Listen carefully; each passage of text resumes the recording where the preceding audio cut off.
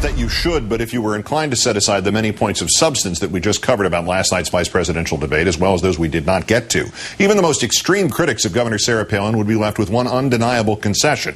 In our fourth story tonight, Palin brought a folksy, outside-the-beltway style to the debate that the pundits, politicians, and voters across America just have not seen before. Or have they? Palin spoke consistently about McCain and herself as mavericks, as part of a veritable army of mavericks working together in lockstep, the way mavericks do. And especially about herself as a Washington outsider who can bring real reform to Washington, even openly stating that the Bush administration has made mistakes, blunders, she said, something other Republicans are reluctant to do, unless they too are up for election. Here is one such remark. We had that track record of reform, and I've joined this team that is a team of mavericks with John McCain, also with his track record of reform, where we're known for putting partisan politics aside to just get the job done.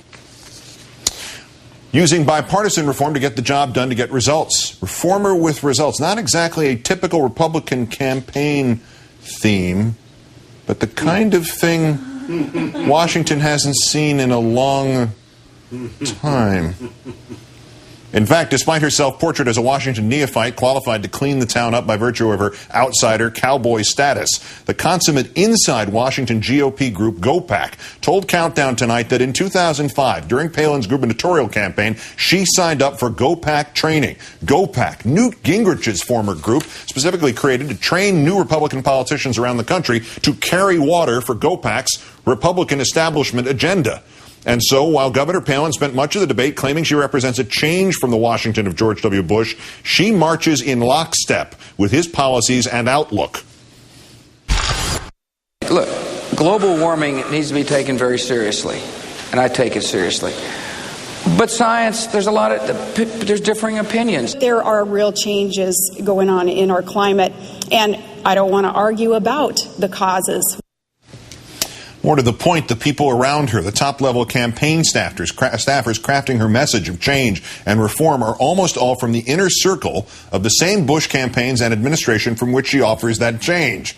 Small surprise, then, that even in the very act of claiming that her background, her experience qualify her to offer us that change from Bush, she does so while sounding almost exactly like Bush. Oh, man, it's so obvious that I'm a Washington outsider. Look, I fully recognize I'm not of Washington. We're tired of the old politics as usual. I cannot let this go by, the old-style Washington politics. Positive change is coming, though. Reform of government is coming. But if you want change, we're going to forge ahead with putting government back on the side of the people and making sure that our country comes first, putting obsessive partisanship aside. You need to get somebody who knows how to bring Republicans and Democrats together to get positive things done for America. I think Americans are craving something new and different. It's time for a fresh start. It's time for a new look. And that new energy and that new commitment that's going to come with reform. It's going to require a new spirit.